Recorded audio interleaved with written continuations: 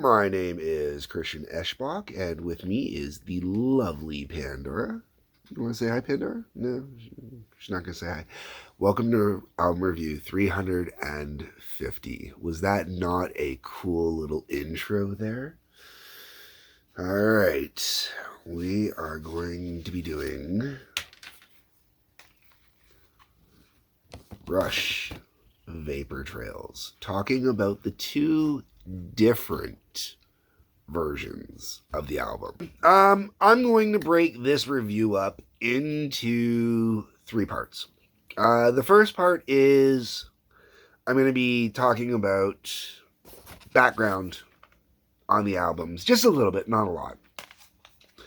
Second part is going to be talking about the process that I used for determining, going through listening to these. And the final part is going to be discussing actually how I feel about each individual song, which one I feel is the better version off of which album.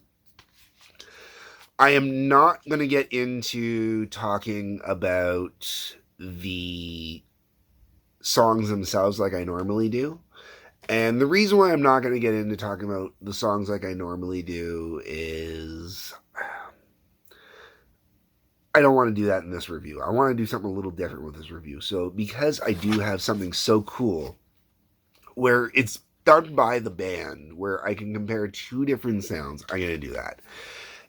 If you want me to come back around and talk about the actual songs and my feelings and my thoughts and my views on the actual songs as a whole, like I normally do, comments. Let me know in the comments and I will do that. Otherwise, we're just going to do it like this for now, and that'll be that. All right. So let's get into the review. As you can see, I got this cool new thing around me and whatnot, so I'm going to shift over to one of the other cool new views. So I'm going to pop up in this small little box now, and there should be a nice little panel just to the side of me here. That side. I don't know which way I'm pointing here. One of the sides. So I'm going to have some details pop up in there as we go through. All right. Someone's being all lickety-lick. Yes. Yes, you are. You're distracting me. Listen to that. Oh, you're purring. Oh, she's so cute. Okay. This is the original version of Vapour Trails. This is the version that was released in 2002. This album, when it came out, was both well received and not well received at the same time. And what I mean by that is it was well received because Rush finally released brand new material. It had been the first time in like not quite a decade, but close to a decade since they released new material. Neil Peart had gone through hell and back. He had lost his daughter and his wife all within a small amount of time. No one ever knew if he was even going to come back and play again. And, you know, Geddy Lee and Alex Lifeson have always held very true that without Neil, it's not Rush. So they weren't sure what was going to ever happen, and that's why the two guys went off and did some work on their own and had some fun on their own and whatnot. Musically, there are definitely some choice cuts out of here that to this day I still very much enjoy. But this is one of those albums where it almost feels like you can hear that they're trying to shake the rust off. And not I'm saying that the playing's bad or anything like that. It's just, it's like a combination of easy go-to and cliche Rush, in a manner of speaking. But I'll get into this as we go. This here is the 2013 release, where they reproduced the album. What inspired it was they decided to remix a few songs when they did retrospective number 3, which is basically Greatest Hits number 3 CD. So yeah, as I was saying, when they did Retrospective 3, they remixed the one or two songs that went on there. And in part, I think it's because I've read a couple different variations of this over the years. Part of it is they remixed it because they were never quite happy with the sound on here.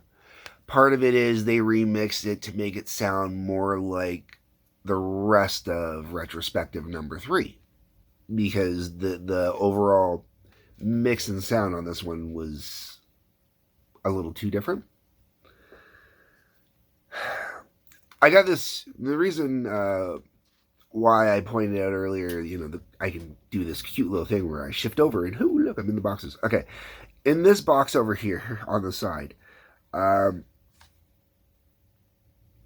what I'm going to show you is I'm going to show you what the sound graph looks like for the very first song, One Little Victory, okay?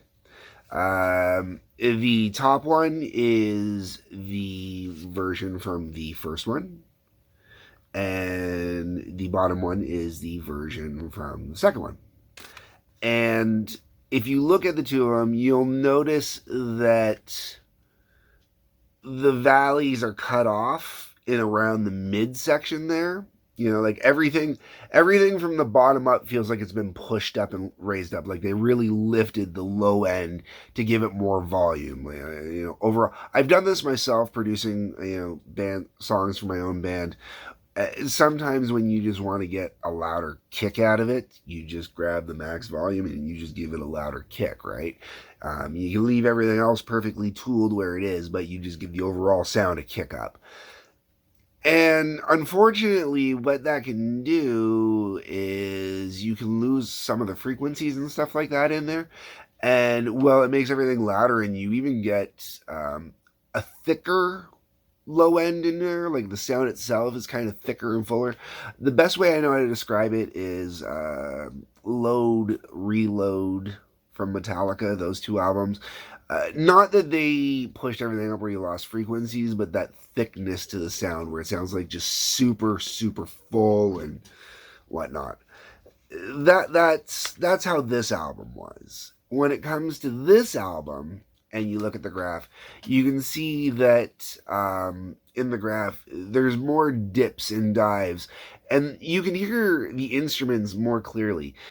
In most of the songs, I'll go through this as I go through song by song, but most of these songs between the two of them, the bass is a lot more clear on this one. Like the individual notes are a lot clearer. You can hear everything. All the notes, all the music in general is individually a lot more clear on here. You can hear everything a little more pristine.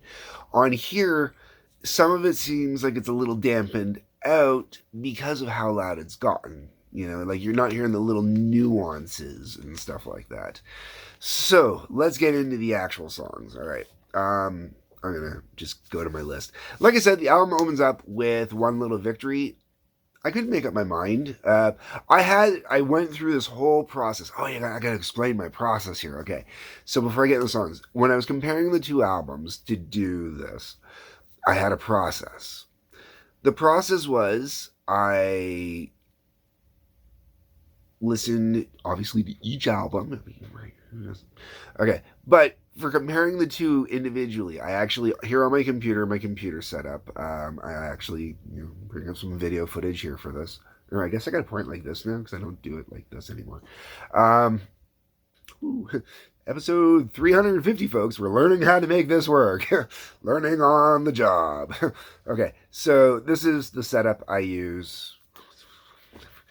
This is the setup that I use to when I'm working on editing and stuff like that. This is what it looks like from my perspective, where my speakers are, my monitor is, crap like that. Okay, so what I did is in my editing software, I took the two different tracks and I pushed one to the hard left, one to the hard right. Now the problem is this kills the stereo effect, but it's the easiest way to listen to the two at the same time.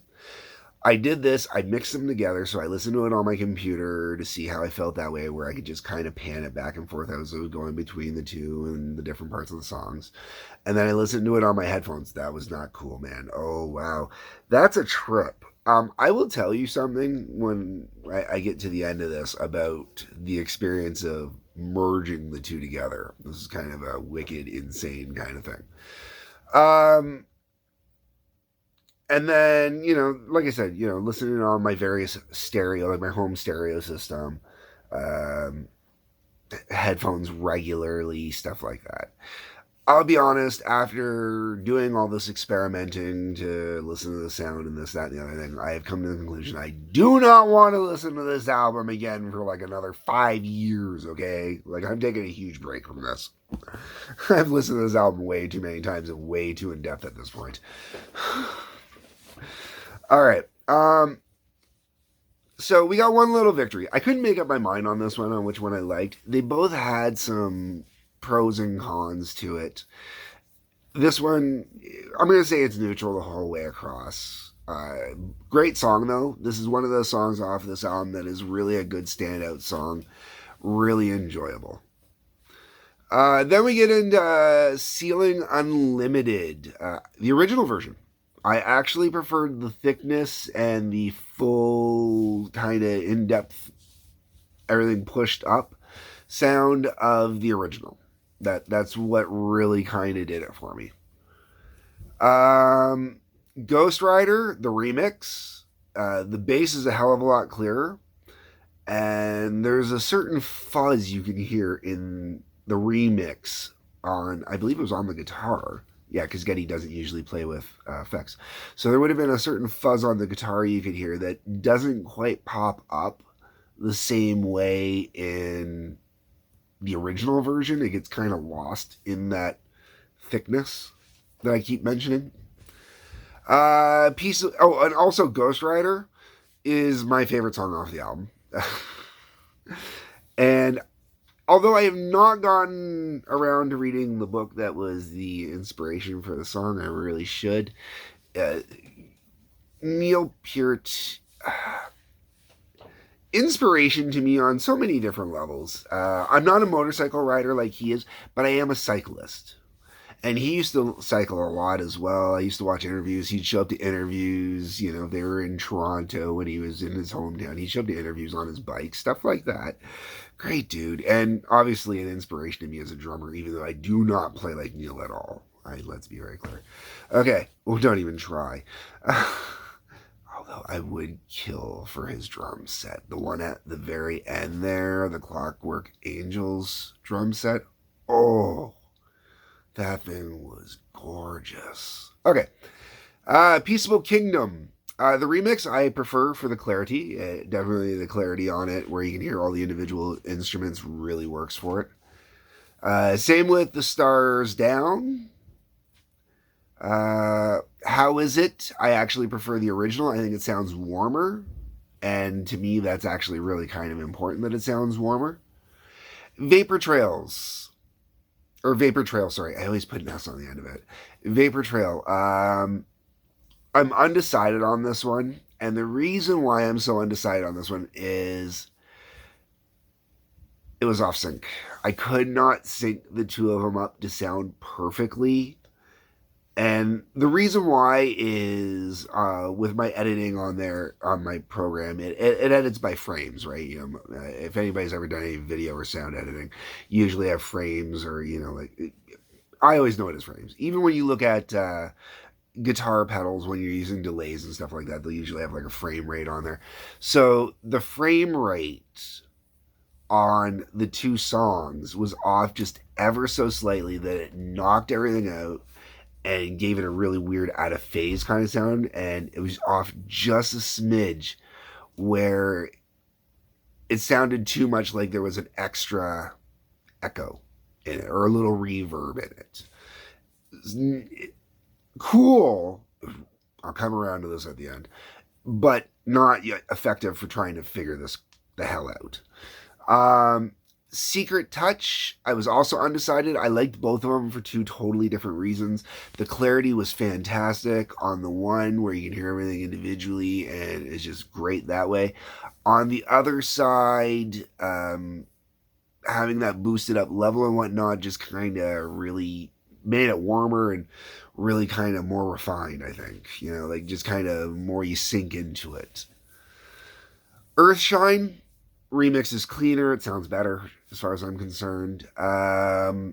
Sweet Miracle, I like the remix as well. The low end sounded better on it, specifically Getty's bass. Really kind of comes out a lot more. Nocturne, the remix, but I had a lot of issues with the phase that I was talking about earlier. The phase was off a lot again.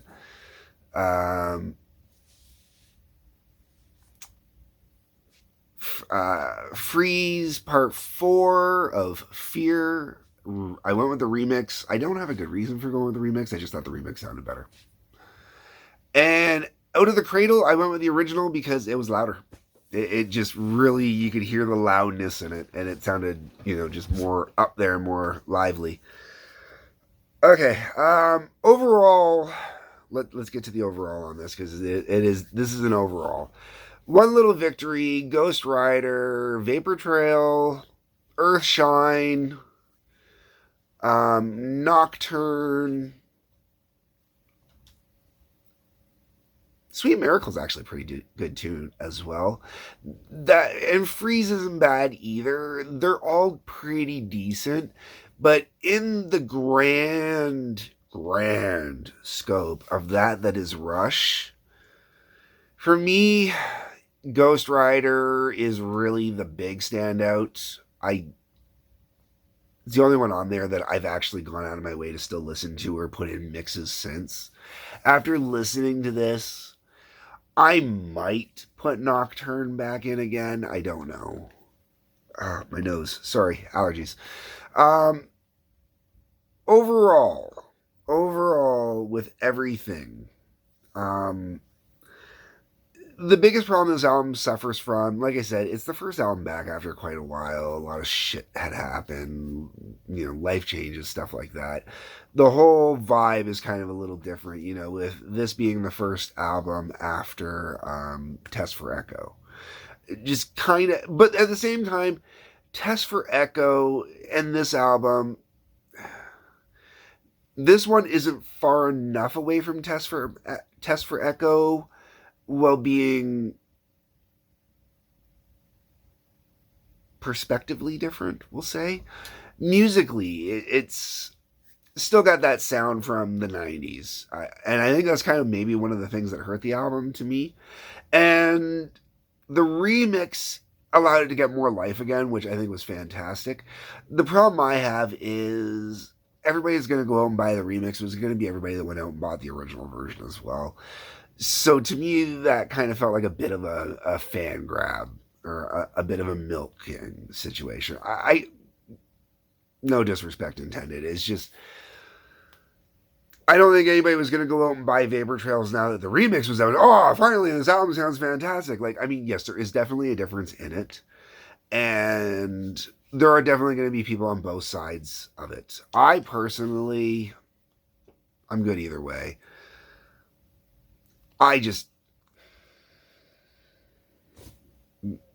They released better afterwards. They definitely released better beforehand. I will eventually get around to doing a Rush retrospective, a rap party, as I like to call them. And speaking of rap parties, I'll get into that too. The whole way around, though, when I do a Rush retrospective, this album's not going to be very high up on the grand list of all that is Rush. And as I was saying with rap parties, that is going to be something that's going to be coming soon. Every month, I'm going to do a rap party, which means there are a lot of musicians who I am going to start closing out the books on, or a lot of eras in music I am going to start closing out the books on. Black Sabbath's Ozzy years, followed by Black Sabbath's Dio years, are going to be the next two that come up. I'm only going to do one a month, so that's going to be two coming up. They're going to have the cool little setup and stuff like that. I'm also going to be going over to locals. Not entirely going over to locals. I'm putting my toes in the water over in locals. I got to get used to it over there.